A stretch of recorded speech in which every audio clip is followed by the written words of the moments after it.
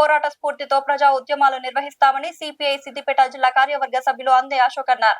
భగత్ సింగ్ 95వ వర్ధంతిని పురస్కరించుకుని సోమవారం చర్యాల పట్టణంలోని అంగడి బజార్ షాదీఖానా ఫంక్షన్ హాల్లో భగత్ సింగ్ చిత్రపటానికి పూలమాలలు వేసి ఘనంగా నివాళులర్పించారు. ఈ సందర్భంగా వారు మాట్లాడుతూ బ్రిటిష్ సామ్రాజ్యవాదానికి వ్యతిరేకంగా పోరాడిన భగత్ సింగ్ మండే అగ్నిగోళం, జ్వలించే నిప్పు కణికల, రెపరెపలాడే విప్లవ పతాక భగత్ సింగ్ పేరు వింటేనే ప్రతి భారతీయుడు రోమాలు నిక్కబొడిచేలా 23 ఏళ్ల వయసులోనే దేశ స్వాతంత్ర్యం కోసం పోరాడి ఉరికొయ్యను ముద్దాడిన గొప్ప వీరుడన్నారు. తన స్నేహితులు విప్లవ యోధులైన సుఖ్దేవ్, రాజ్గుర్లతో పాటు అసువులు బాసాడని, నిరంకుశ బ్రిటిష్ ప్రభుత్వం వారి ముగ్గురిని వరుసగా నిల్చోబెట్టి ఉరి తీసిందన్నారు. దేశం కోసం పోరాడి ప్రాణాలు అర్పించిన భగత్ సింగ్ స్ఫూర్తితో నేటి యువత ఆదర్శంగా తీసుకొని పోరాడాలని పిలుపునిచ్చారు.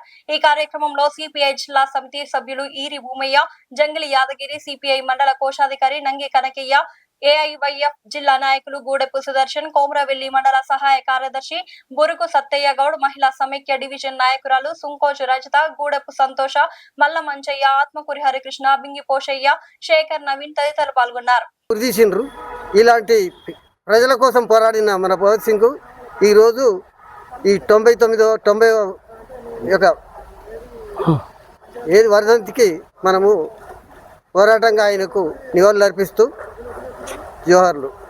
తెల్లదొరలకు వ్యతిరేకంగా, బ్రిటిష్ సామ్రాజ్యవాదులకు వ్యతిరేకంగా పోరాడి ఈ భారతదేశానికి సంపూర్ణమైనటువంటి స్వతంత్రం కావాలి, స్వతంత్రం నా జన్మ హక్కు అని చాటి చెప్పి 23 ఏళ్ల నూనుగు మిసాల వయసులోనే స్వతంత్రం కోసం పోరాటం చేసి బ్రిటిష్ సామ్రాజ్యవాదుల చేతుల మీదుగా ఉరికంబాన్ని ముద్దాడినటువంటి గొప్ప వీరుడు షాహిద్ భగత్ సింగ్, రాజగురు సుఖ్దేవ్.